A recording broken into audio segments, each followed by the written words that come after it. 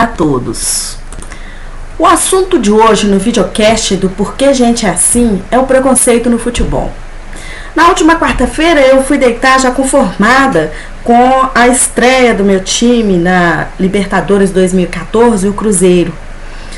Só que a derrota para o RGA na quarta-feira, 12 de fevereiro, teve um fator diferente. A torcida do time peruano hostilizou o jogador Tinga, fazendo sons de macaco toda vez que ele participava de alguma jogada, numa atitude tão lamentável que levou o presidente do arquirrival cruzeirense a tuitar, abre aspas, perdeu graça à derrota do Cruzeiro por conta do racismo, fecha aspas.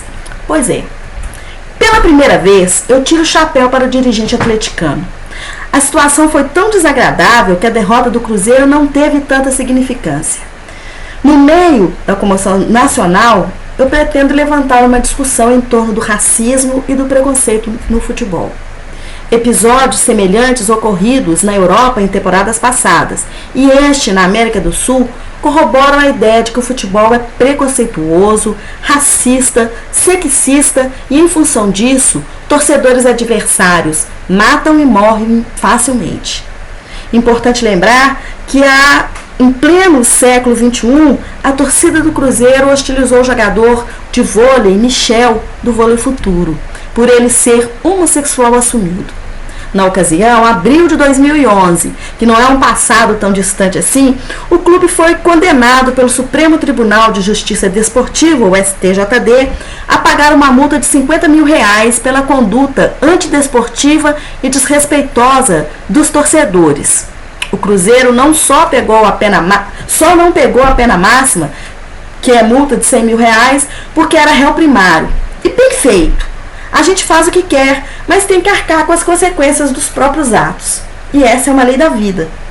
A torcida do Cruzeiro, aliás, tem débito neste mesmo quesito com o jogador Richarlison, do Atlético Mineiro, que também é hostilizado dentro de campo, fora de campo, nas redes sociais, por ele ser homossexual assumido. Para mim, esses jogadores, seja de que categoria for, que se assumem gays publicamente, são muito mais homens que os outros homens que escondem que são cornos, machistas, preconceituosos. Agora, essa mesma torcida provou do próprio veneno. Os peruanos hostilizaram o jogador mais negro em campo, o Tinga, e principalmente numa partida em que ele ia muito bem. Atitude desrespeitosa e preconceituosa, mas que mostra claramente uma das características mais nojentas da torcida de futebol. O Michel do Vôlei Futuro só foi hostilizado daquele jeito depois que o Sada se uniu ao Cruzeiro e os torcedores do futebol passaram a frequentar os ginásios. Até então, eu, pelo menos, nunca tinha ouvido falar de situação semelhante no voleibol. Para mim, é muito digno que o país se comova com essa veemência contra a atitude dos peruanos. Foi uma violência contra o brasileiro que é por essência negra. Mas o preconceito explícito desse jogo não pode ficar sem uma reflexão sensata para o preconceito do futebol.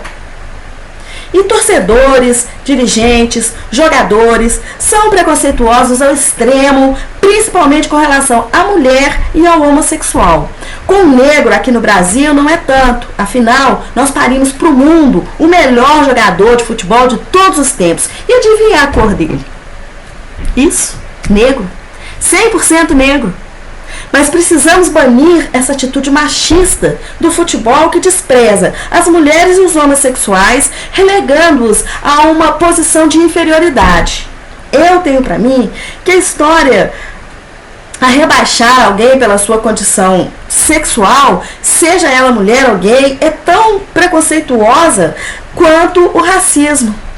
E para mim, o racismo, o machismo, ele é o racismo em dobro. Fica aqui a minha súplica aos torcedores brasileiros. Que tal a gente aproveitar esse episódio lamentável que doeu em todos nós, porque todos nós temos um tiquinho de sangue negro, mesmo aquele que tem a pele mais branquinha. Tomando, por exemplo, a torcida do Cruzeiro, já que essa tá na berlinda mesmo, é uma torcida que é chamada de as Marias, as meninas, a bicharada. Olha que vergonha, gente. Não é vergonha ser chamado de Maria, meninas ou bicharada, não. A vergonha é chamar. Primeiro, Porque Maria é simplesmente a mulher mais sublime que já passou pela terra. É fruto do ventre dela o único ser humano perfeito que já pisou nesse solo, Jesus. Já imaginou a vergonha para uma torcida de um dos estados mais católicos do país usar o nome da mãe de Jesus para humilhar um grupo de pessoas só porque essas pensam diferentes deles? Além do mais, o nome Maria neste país é um dos mais usados. Basta olhar qualquer lista pública que o número de Marias é imenso, exatamente por conta das homenagens rendidas à Mãe de Cristo. E não para por aí. Maria, no mundo atual, também é usado como um adjetivo desqualificativo da mulher que lava, passa, cozinha, costura, mantém o lar limpo, comida gostosa à mesa, cama limpinha e ainda serve ao seu dono no final do dia, mesmo que não esteja com vontade. O desrespeito ao homossexual, da mesma forma, é deplorável.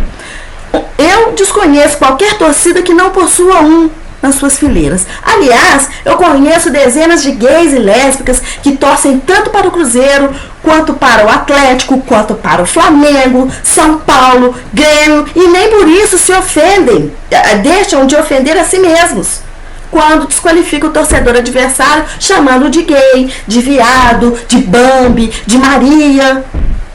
Pelo menos, senhores, em função da apologia que se faz à violência, da incitação à violência, ao ódio que esse tipo de atitude no futebol gera. Eu penso que vale a pena que a gente pare e reflita um pouquinho a respeito desse preconceito no futebol.